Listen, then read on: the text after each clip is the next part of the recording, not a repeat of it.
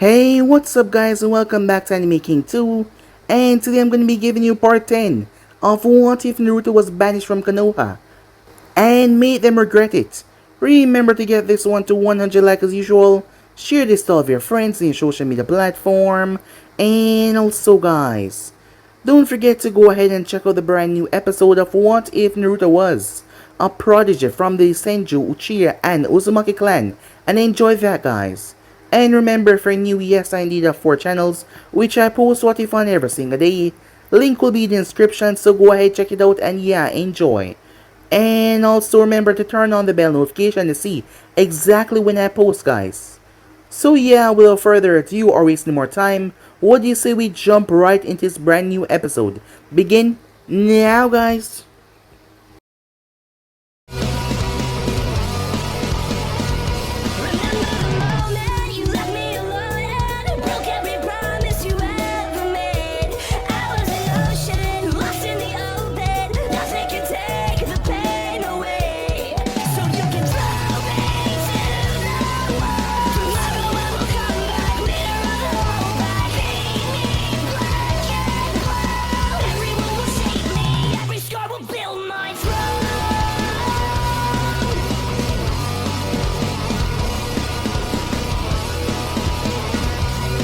So, the last part that we left off, the Raikage wanted to challenge Naruto, as he wanted to truly see if this man was a son of the 4th Hokage, one of the few Konoha ninjas that he actually respects. As he charged right towards Naruto, Naruto ended up teleporting away as Raikage saw him up in his stance. Flashing up there, Naruto was already gone as he had Temari in his hands. He told her to just give him a minute and this will be over. As she made her way over toward the side, the Raikage flashed towards Naruto again, as the both of them engaged each other. The battle lasted for what seemed to be around 1 minute to be precise.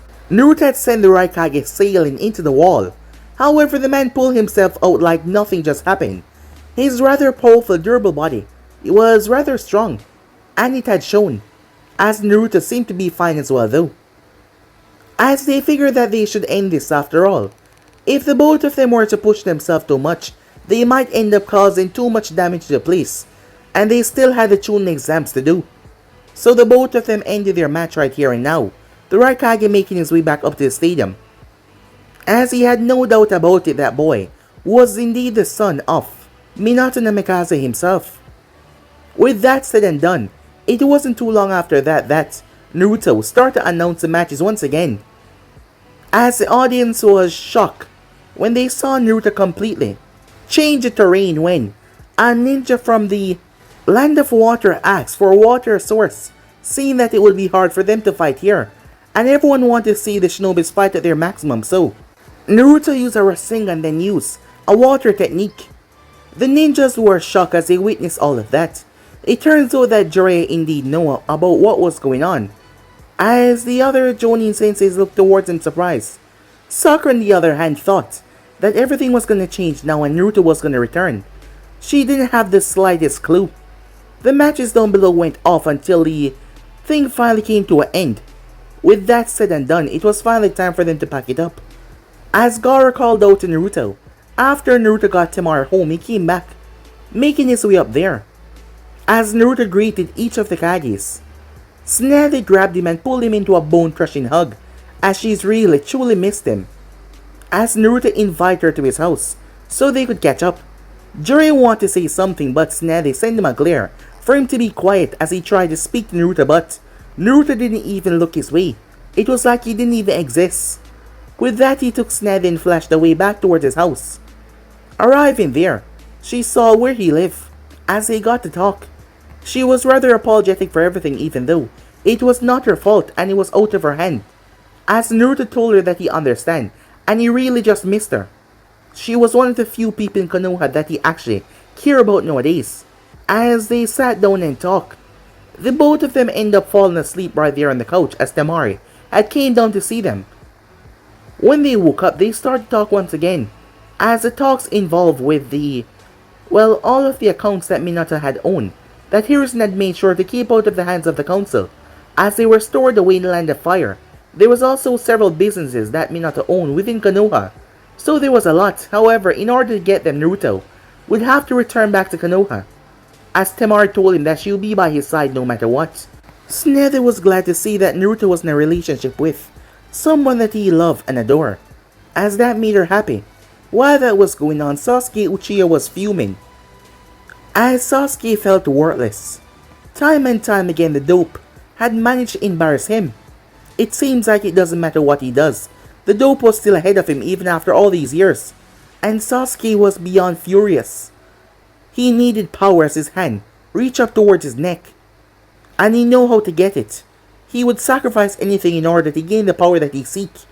Because if he could not be the dope, how would he ever gain the power to kill Itachi? So yeah guys, basically as we left off, you guys can switch across and please check it out for yourself. And yeah, without further ado, wasting more time, what do you say we jump right into this brand new episode? Begin now guys. The pale fingers of dawn peered through the window, bathing the entire room in the illuminating radius. There was no ringing of alarms this morning, nor was there any need of one. Both of the house occupants had prior engagements that they need to tend to, that had been set weeks before. Feeling the soft brush of lips on his neck, Naruto smiled as he lightly stroked his beautiful wife here. Last night was amazing. Looking down, surprised to see her awake so early. Blue eyes stare into loving green ones, as he truly missed the time that he had not get to spend with her because of their prior engagement. As he flicked few strands of hair that came in her face away. It was, wasn't it? He murmured softly. Temari opted to say nothing in reply, as she simply buried her face into his chest. She was already quite aware that the both of them had a lively bedroom life, but the events last night had shattered the boundary of this realm. Quite literally. How many times was it? 6, right? Her voice was low. She seemed almost shy to ask it out. Smiling, Naruto placed a loving peck on top of her head. 7, said Naruto. Her fingers trailed a circle in his chest. Do you think you know, she said. She blushed, unable to even look at him anymore, from sheer embarrassment. However, words did not need to be spoken for Naruto to understand her drift. I think so, yes. But we'll keep trying just to make sure, said Naruto. As she giggled as she bumped him on the chest playfully, when she realized what he was insinuating. Pervert, she mumbled. As Naruto raised the eyebrow and hearing herself mumble. I'm serious, you know, he said, as his palm cuffed her cheek, as he lay, a beautiful kiss on her lips, as she already found herself getting hot and bothered. As she kissed him back, with the same amount of passion. Having missed so much time away from each other, they just didn't want to leave each other's arms, as they snuggled up against each other, rustling and tussling in the bed that morning. Time skip. Tsunade walked up to the door after hearing a knock. It honestly feels quite strange to welcome a guest in a place where you were a guest yourself, but it made her happy too. A small part of her wished that she could do this every day, wake up in the morning without a hangover, knowing that there was a family waiting for her in the house. It made her feel cherished as she opened the door, a bit surprised. Kazekage-dano, she said, as she greeted politely. It was returned with a polite greeting of his own. Hokage-dano, he said. May I? He asked. Oh, of course, she said as she stepped to the side. As Gaara stepped in as she closed the door behind him, she followed him towards the living room section, as he seemed quite familiar to the estate. There was a ping in her heart at that. She would like to be this close, and be here with Naruto, and be a part of this little family that he had. After all, she would love to be a grandmother to a bunch of grandbabies. As she then remembered, Temari and Naruto, she drawled off, wondering how she could excuse the couple for not being here to greet Gaara. As Tsunade's face got a little bit pink, as she knew exactly what they were doing as she looked away. I know, said Gaara. Oh, she said. Everyone knew how intimate those two were. They just seemed to can't get their hands off each other. As Tsunade asked, is this, a common occurrence? As Gaara raised the eyebrow, amused, as he started to gather the kettle to make some coffee. Yes, said Gaara. Those two go at it like rabbits once, A vacation pops up every now and then. I made the mistake of staying the night once. It was winter, as I recall. And I'd rather not scar myself any further than I already have. By the time he had finished, Sneddy was actually blushing like a volcano. Gaara had some rather keen words for the way he spoke about such things. Yeah, right, she said, as she coughed uncomfortably. A thick tension settled between the both of them as Gaara focused on preparing his morning beverage. Sneddy sat with no idea what to say. The relationship between her and him was political at best, hostile at worst. She rather preferred if it wasn't the latter. You want some, he asked. As she placed a smile on her face. Yes, she said. As Gaara added some freshly ground beans back in the pot. You come here often, she asked, as she tried to start a conversation between them. Yes, they have some rather nice coffee. Yeah, right, said Sneddy, a bit beef at his unusual curt answers. He did not seem invested in the conversation, and she didn't want to push the boundary of their already strained relationship. As Gaara came into the living room with 2 cups, as he had the kettle in one other hand as he poured, both one for her and him, as he seated himself right in front of her. As Sneddy settled back herself, as she sipped some of the beverage herself. This is good coffee. Hokage-dano, he said, as he looked at her, his eyes not looking anywhere else, as the both of them placed down their cups at the same time. I do not particularly like your stay here at my sister's house, for reasons I rather not say. She said nothing, inwardly relieved for his rather blunt and frigid attitude to any human being in general, and as opposed in his sister, relatively calm, diplomatic charms. In terms of personalities, the both of them were years apart, at least to her. But, said Gaara, as he continued, his eyes flickered in uncertainty, as he looked at her. Since Naruto sees you as a mother of sorts, his trust is all I need. I welcome you here, not as the Hokage but as Naruto. Endeared guest, said Gaara, as Sneddy rested her arms on the armrests. You are rather mature with the choosing of your words, especially given your age, I must say, Kazekage-dano. Gaara took her compliment like a grain of salt. It was true. Indirectly, as he pointed out, she was welcome in the village, but only because of her close proximity with his friend, not as a Hokage, with her men running around his village, and his men being pushed on the strain of security to keep an eye on each and every one of them. Did you wish to converse with me on something particular? I did. As she brought the cup back up to her lips. As Gaara spoke, what would the leaf do now knowing that Naruto has been revealed to the world? Sneddy hummed to herself as she took a sip. She then finally spoke. Whatever I say next, I say, as an ambassador to the Leaf Village. I want to make this point crystal clear before I say anything else. No offense. None taken, said Gaara. Very well then. As Sneddy pondered over the situation for a moment before she spoke. You did not just reveal his existence yesterday.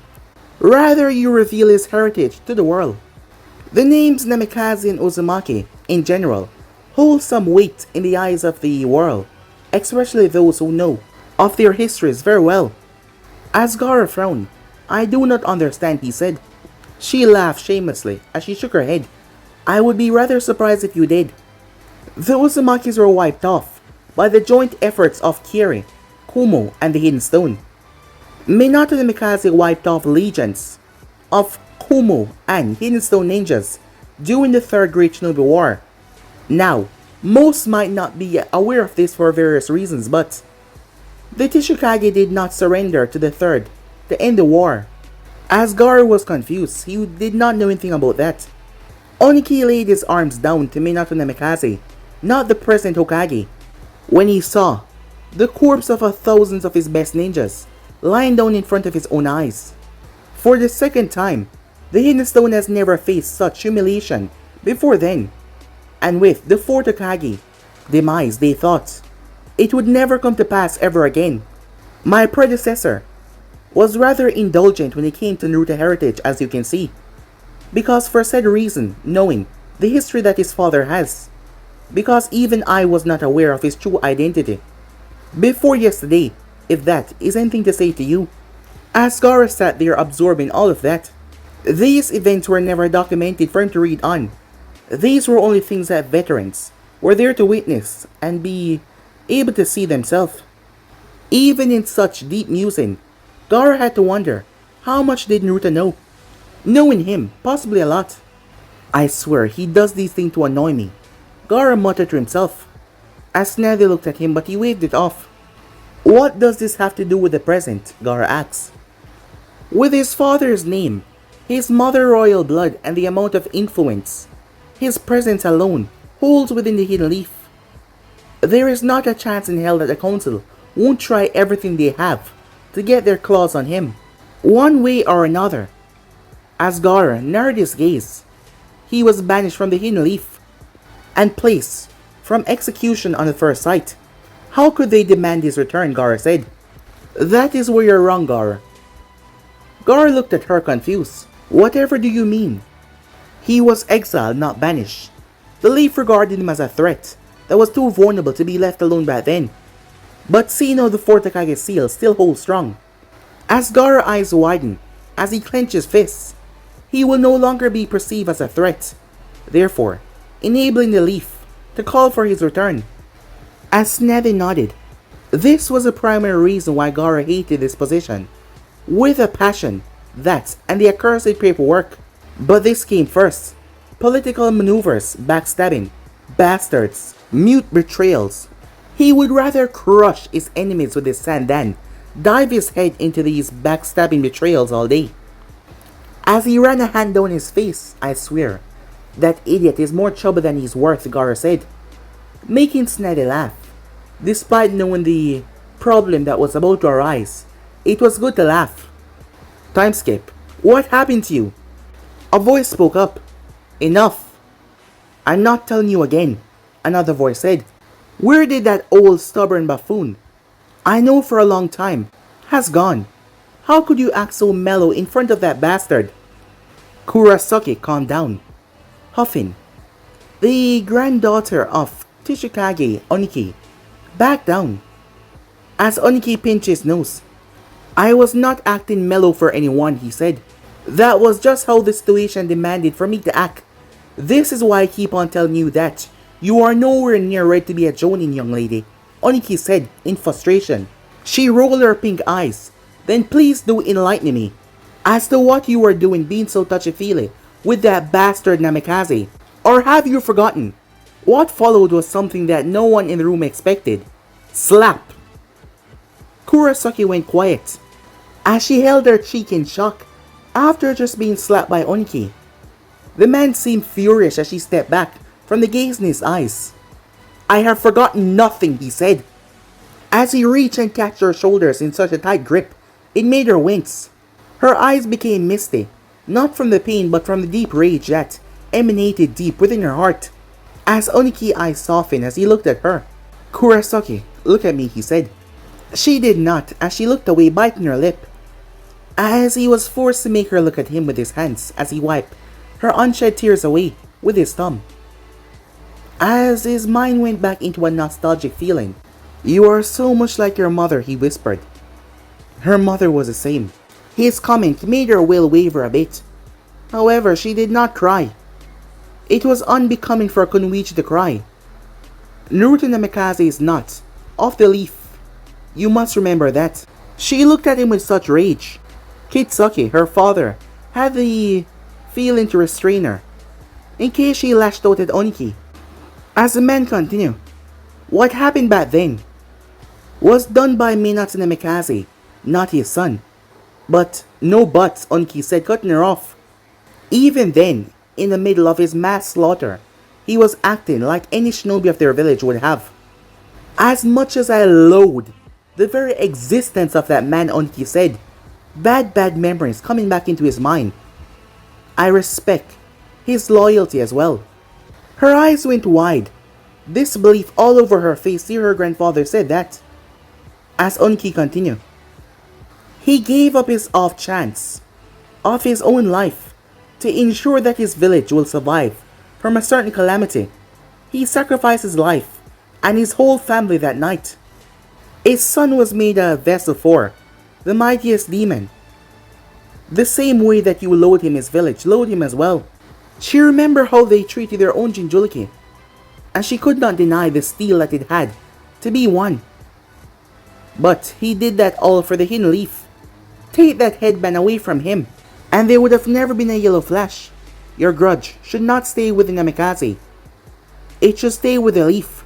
Her shoulders slumped down as Onoki knew that she was conceding to the truth. Just like she should. Akagi never focused too much on useless emotions.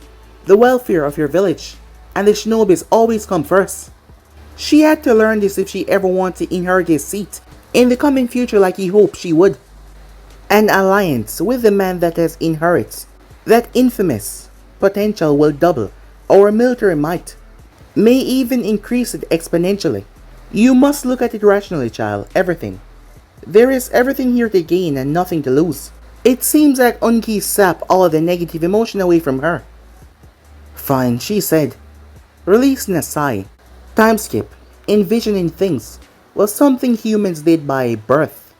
Even so, Sakura had never envisioned the hidden leaf in the sand would be so, well, lively.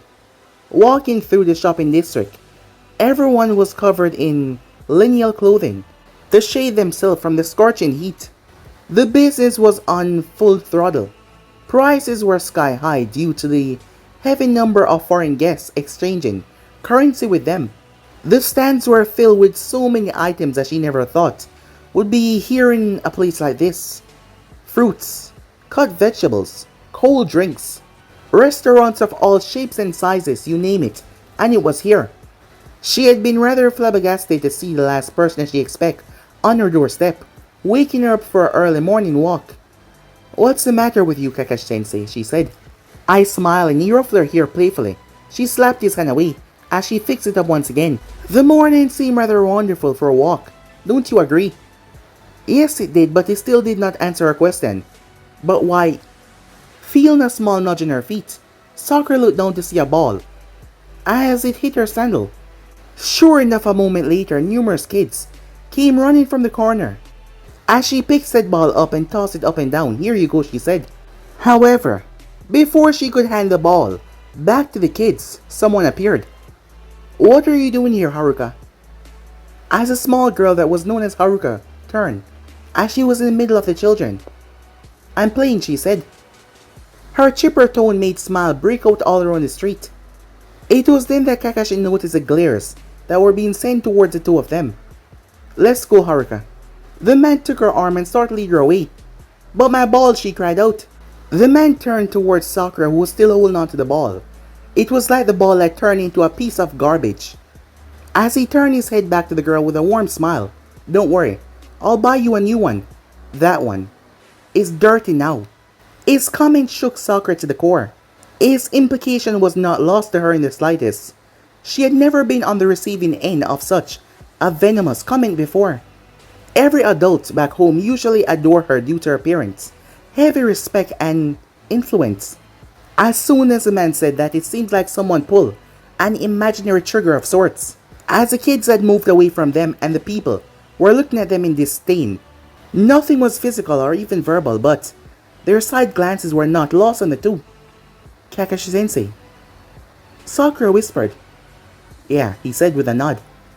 As they start to walk, as they start to hear the whispers, "Scum, garbage, bitch, freak." Tears stunned her eyes as she turned, but everyone was tending to their business like nothing was wrong. As Kakashi turned and looked around as well as she saw him, there was a strange glint in his eyes. Strange," he said, as he felt all of this was nostalgic. Time skip. "My lady, I must say I'm against this decision. You cannot go in without protection." All of his words were disregarded as a few remained in her mind. "Lady, cannot go in without protection." "Ayo," said May. "Yes, my lady?" "Shut up, or I'll kill you." Ayo backed away, as his face was covered in sweat. As Kojiro decided to stay back, even though Ayo never meant it, he seemed to always pissed off Meiterumi for some reason or another, just by a few clumsy words that he made. As she made her way, entering the chamber, the Raikage arrived. "What's the meaning of this?" he said, as the guards had stopped his, own bodyguards. "Only the Kages are allowed to enter. The guards are not permitted to do so." His eyebrow twitched. "Blasphemy. You do not trust me," he yelled. The guards shook their heads. "Do you not trust the sand?" they asked. The sand ninja stood in front of one of the dangerous men from the hidden lightning, and yet they did not flinch. "Do you not trust Lord Namikaze?" That did it as A threw his fist forward. It slammed right in the wall, right beside the guard's face, and yet the guard did not budge an inch. Finally he sighed. "See, Darui. Stay here," he said. As the both of them nodded. "You better. Pray that your master had earned my respect back then. If he had not, your head would have been a mush, right now and there," Ace said as he growled before walking in. As Kojiro spoke up to Ayo, "Those sand envoys are rather tough. To stand up to the Raikage like that, huh? Maybe this alliance might be possible. Wouldn't you say, Ayo-san?" asked Kojiro. As Ayo simply nodded, having nothing else that he could add to his junior words. He couldn't even compare it to his old days. Meanwhile, Jiraiya sat by himself, as he was eyeing the saucer in front of him, which was empty. "I want a word with you." Jiraiya glanced as he looked towards the individual. "Really?" "Yes." Jiraiya shrugged as he picked up another bottle. There was already 6 empty ones, as he filled the saucer. "You taught the fourth Hokage, correct?" "Yes," said Jiraiya. The person by his side smiled. "So you know all of his techniques as well?" "Yeah, all except for one." The person's smile slipped a bit, clearly not expecting this. "Which one?" asked the person, as Jiraiya chuckled, but there was no humor in his tone. "His pathless one. The one that he promised to leave only for his son." "His son." The person's voice was filled with nothing but venom as he spoke, as Jiraiya simply got to his feet and threw down some money on the table. As he started to walk before he paused. "You are no match for him," said Jiraiya. The individual tightened his grip so tightly that his knuckles started to get white. Pure hatred squashed all over his face as his eyes bleed crimson. The 3 totems circled inside of his eyes. "Sasuke Uchiha will have everything, no matter what." Time skip. The floor garden was humming with music as it was being played at the side. It was after all the last get-together for all of the guests that had entered the sand before their travel back home. The rush of the annual Chunin exams had died out. Everyone was now enjoying their time before they had to go back home. "You don't look too comfortable, if you don't mind me asking." "I'm comfortable." "Is it the food perhaps not to your liking?" "No, it's nice." Naruto sighed. For what seemed to be the 1,000th time this evening, since that he was playing the host during this get-together, it was him that had to make sure that his guests were properly taken care of. But this was not how he expected to play host. "Listen, you don't have to put up a front for me, just for the sake of your grandfather. I won't rat you out, I promise." His reassurance seemed to have an impact as Kurosaki shoulders slump a bit. Flicking a drink from the waiter tumbling around, Naruto offered the drink to her. As Kurosaki did not seem to be one for formalities, especially when the host did not have a problem with it, as she drank everything at once. "I don't really like you all that much." Her honest confession made Naruto laugh a bit. "Yeah, I figured that out some time ago." His comment earned him a sharp slap to the arm, courtesy of one flustered Kunoichi. "Why have you been hanging around me all evening then?" he asked bluntly, making her flinch a bit. As her eyes narrowed over towards her grandfather who was enjoying the festivities, it seems. As Naruto followed her gaze. "He put you up to this?" he asked. She didn't so much as twitch, too afraid of answering honestly and getting caught admitting the truth to a foreign diplomat. As Naruto wondered why this girl, who had well hated him, was hanging around him the entire night. As Naruto had an idea to ease up her nerves. As he offered her hand, "May I have the pleasure to a dance?" he asked her. She looked at him like he just grew a second head. "Never," she said. Maybe he should have offered her ramen instead. "Well, I'm glad you feel so pleasant towards me. I'm sure your grandfather will feel the same way once he get to know how pleasant you were towards me," said Naruto. The way her pink eyes narrowed towards him ferociously. It was amusing as he watched her. She immediately looped the arm around his as she tugged him towards the dance floor. "You're the worst," she said to him. "I try," said Naruto. As Naruto settled his hand on the small of her back, as she hooked one arm around his neck. Linking their other hand together, they start to move. Her, being ever the rival, she pushed her own toe forward as Naruto pulled his back. Their little battle of feet went on for a moment until she finally conceded. "Fine," she said, as the music slowed down. "You're an okay dancer." "What can I say?" said Naruto. "I had an awesome teacher." She had not expected him to go so far to make her feel at home. When her grandfather had forced her to make friends with Naruto, she feared the worst. There was nothing more she hated than an enemy country ninja. Slapping the name Namikaze onto the back, that was the two worst combos. However, he took all the cold comment that she sent his way. It doesn't matter what she did or how she acted. He just took it all like it was nothing. It didn't seem to affect him in the slightest. To think that he would go so far to make her feel comfortable in a dance was beyond the wildest that she dreamed of. Not that she dreamed of him. And why the hell was his chest so plushy? As Naruto spun her, she squealed as he brought her back and flipped her with a dip. Kurosaka's face became red as Naruto looked at her. "I told you, I had an awesome teacher." Before she could retort anything else, a round of applause went off as all the people's attention had been on them. As she sent him a small glare. "You're the worst," she said to him. "Oh hush," said Naruto. "You enjoyed that dance as much as I did." "That's not the point. We're not supposed to..." As Naruto cut her off. "We're not supposed to what?" "You know, act so kind and friendly," she muttered. As Naruto raised her eyebrow. "And why the hell not?" he asked her. "You were born in a leaf, Naruto.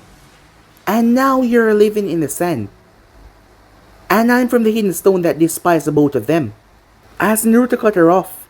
"It is nothing to be ashamed of," he said. "Don't just keep thinking back to where the person was born. No one has any control over that. Times are changing, Kurosaki, and to be honest, I'm hoping the sand and the stone will be allies in the future."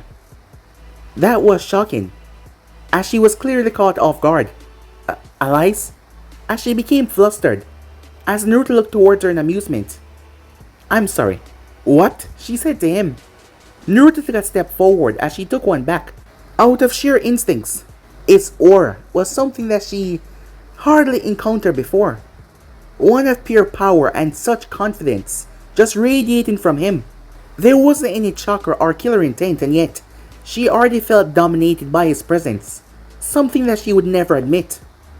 "You are not ready, Kurosaki." "Not yet, but even I can see that you will be the one to be named Tishikage after some time of your growth. I want us to be neutral at least, if not more," said Naruto. Suddenly, for some reason, she found her heels to be a lot more interesting as she looked down, afraid to meet his gaze. You think I will be Tishikage?" she whispered in such a small voice that he almost missed it.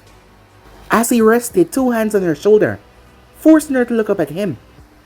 "Believe it," he said. "I know that you will be Tishikage, girl.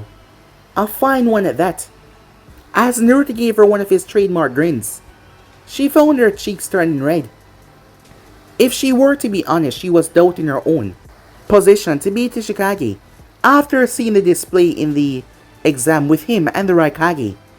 To think the old man that she chewed off each day stood on equal terms with these monsters, and yet she felt so outclassed by looking at them.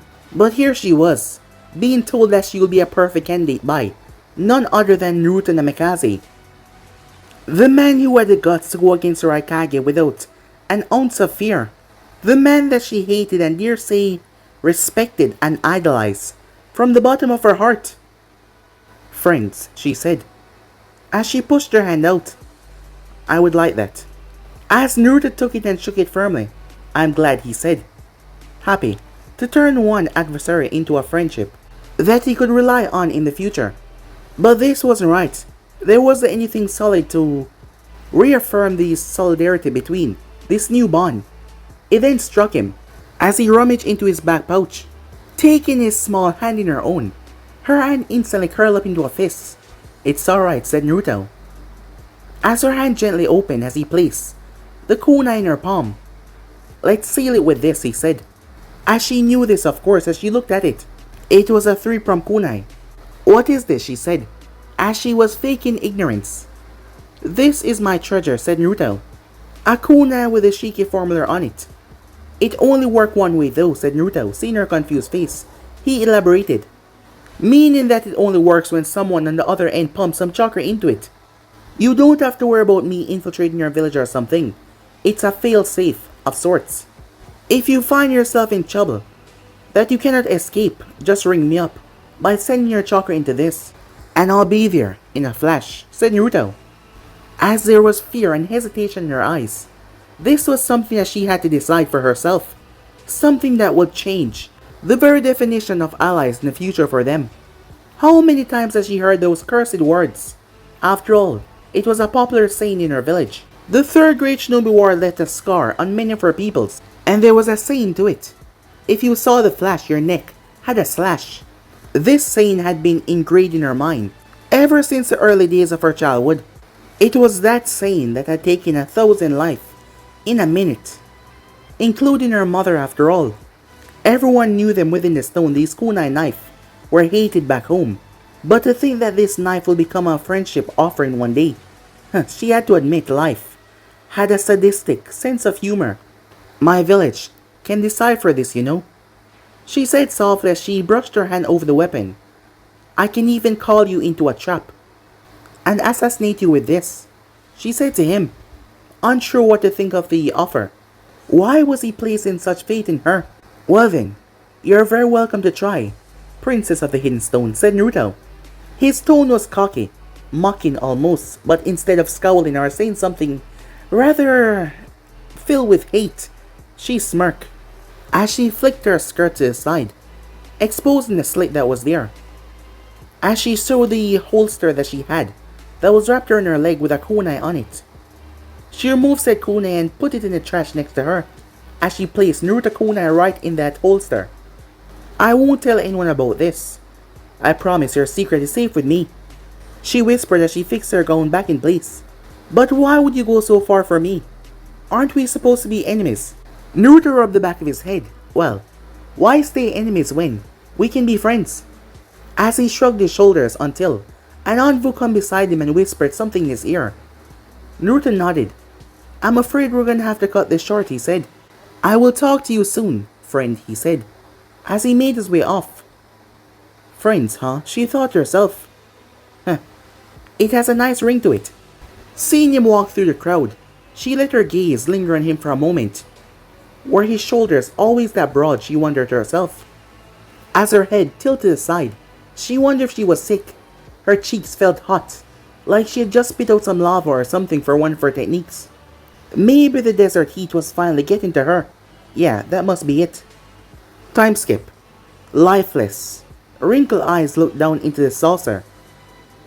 Blank and empty. This had been how it has been since he stepped foot in the sand. His heart was full with regret. It would be until the day he died. This was how it was supposed to be, wasn't it? The likes of a legend, ninja, being a failure for the remainder of his years. Is this seat taken? Jiraiya looked up as he had to squint his eyes towards a voice. I've got one seat left. Tell the other 3 to find some other space, he said, as he returned back to drinking. How many bottles have it been already, she asked. None of your goddamn business, that's how many. He was smacked across the cheek, his gaze spinning for a moment. You never take that tone with me, drunk or otherwise, understood? Just who do you think you're lecturing? The voice cut him off. The last person that truly cares about your well-being, Jiraiya. Your trusted teammate. That's who I think I am. Jiraiya looked up, snarly. Is that you? Yes, silly, she said, it's me. Who else? Do you think I was Orochimaru?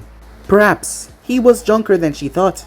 The effects of alcohol seemed to wash out of his system. Surprised that she was here. Why do you come here, Snazzy? He said. I would think that you have a better place to be. Better people to meet up in that party. As he tried to put up a mighty front to save some face in front of her. Jiraiya, it is not even time for supper. And you can't even count people with your eyes. What's gotten into you, huh? You're ruining your life. Oh, he said, the fake laugh. Is that concern I hear? Jiraiya, she said with a sigh. Well, I'll be damned, he said. I never thought I would see the day when you come to visit me in apparel.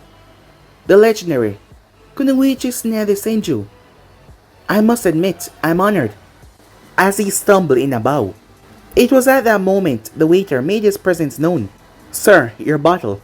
Before Jiraiya's fingers could even reach up, Tsunade grabbed the thing away as she placed Jiraiya's saucer on the waiter's tray. Take it away. He will have some coffee. Black. Before he could even open his mouth, she raised a hand, like a mother, telling her child to be quiet. We'll have a decent conversations like reasonable adults. It's about damn time that you came down from your high and back to your senses. Even if she was at odds with him, he was still her teammate and friend. How many times has he come through for her when she was in time of needing? That's the point, Snazzy, said Jiraiya. I don't want to come to my senses. Her eyes softened. Why not? Don't take that tone with me, he said. I don't want your pity. Alright, she said in a whisper. Fine, he said with a scoff, as there was a moment of nostalgia. You know something, Snazzy? I idolize Sensei more than anyone within the village. He said in a drunken stupor, clearly beyond his senses. I know, said Snazzy. That time when I came back to the village, a month before the finals. You know what he told me, said Jiraiya in a sniffle. As Snazzy urged him to go on. It was about high time he told her everything.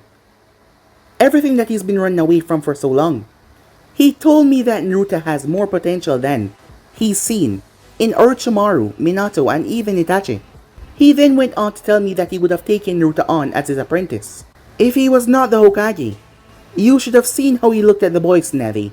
It was like he was a blood relative of his own. It wasn't the words that surprised Snazzy, it was a tone, laced with pure venom. Yeah, he really loved the kid, said Snazzy. No, hear me out, said Jiraiya. He said it would be nice to leave behind at least one student who wasn't a complete failure in his eyes. At that, Jiraiya laughed out loud, and Snazzy was forced to duck her head in shame. How many times had Hiraishin called her back in times of need? Every time she answered his call with a curse or a swear to the village, she knew that the ache his heart stabbed him each time that she let her hostility bear for the hidden leaf right in front of him. But the man had always smiled, even helped her with money-related matters, hoping that someday maybe, in the end she would see the light at the tunnel. Unfortunately though, by the time she came to her senses, his corpse had already been cold in the grave. He told me the kid had learned the forbidden Jonin technique in a couple of hours. This was the first Snazzy was hearing of this. I chugged it down as an over-exaggeration of praise, of course, but he would not hear any of it. You should have seen him. The man looked possessed. Then I took Naruto on that trip to find you. It was then I saw what Sensei saw all those years ago. The kid nearly mastered the Rasengan, a technique that took Minato 3 years to complete, and took me 6 months. In a mere month, he was a diamond in the rough that needed to be polished, but I knew that someday he will take Sensei and Minato place. Then what happened, she said, looking at Jiraiya. He was finally going to tell her everything. Then, as Jiraiya choked back, then Sasuke went AWOL, he said. Snazzy quiet down, as she wanted to know why the hell did he betray the boy that he had such high hopes for. I honestly believed that he would fail, that Sasuke would go to Orochimaru in search of power, and I would take him out on a training trip so that I could keep the Akatsuki off his tracks. That was the plan, back then at least. Why did you do it, Jiraiya? Why did you betray him, she said, as she couldn't help but ask a question that was eating away at her soul. Because he succeeded. He even succeeded where I failed. How the hell was he able to bring Sasuke back when I fail? As Tsunade realized. You were jealous of him, she said. Of course I was jealous, said Jiraiya. Tsunade looked at him. She didn't know if he was drunk or just plain old stupid right now. When he was in the hospital, that Hyuga chick would come daily to leave some flowers. A princess adored him, Tsunade. He had the gene and lineage of his parents, an untapped potential that no one else could ever hope of reaching, given the proper guidance. You see where I'm going at this. He was a carbon copy of me, just more perfect and completely in reverse. He succeeded in everything I failed. He brought back Sasuke where I failed to bring back Orochimaru. He had the love of a princess where I failed to even get a glance from the woman I love. As Tsunade looked away at that, even the toads liked him more than me and Minato combined. Bunta said that he was too stupid and gutsy, but they loved him. Plus, he had the making of a perfect sage. The bottle in Jiraiya's hand crushed. So when the villagers turned against him for bruising of the Uchiha, I let them be. A lone tear slipped past his cheek as he hid his face in the palm of his hands.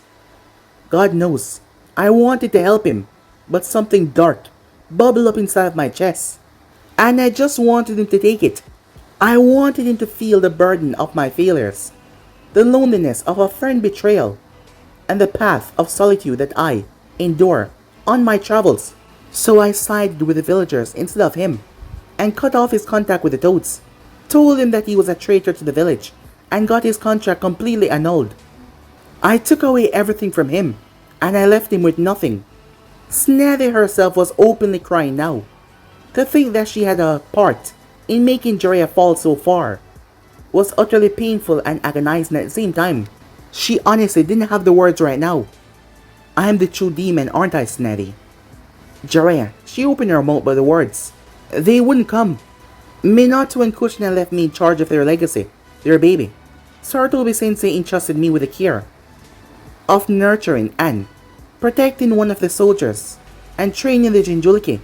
He was my godson, my responsibility for God's sake, and I pushed him out and left him to the wolves.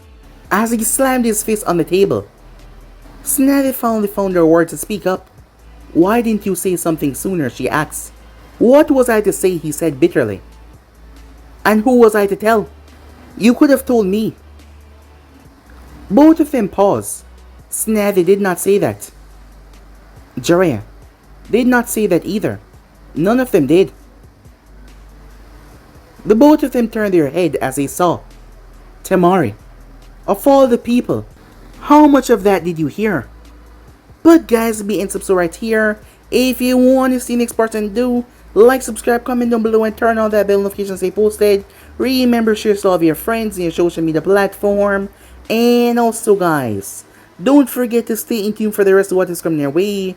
And check out What If Naruto Was a Prodigy from the Senju, Uchiha, and Uzumaki clan, and enjoy that guys. And remember, for new, yes I indeed have 4 channels which I post What If on every single day.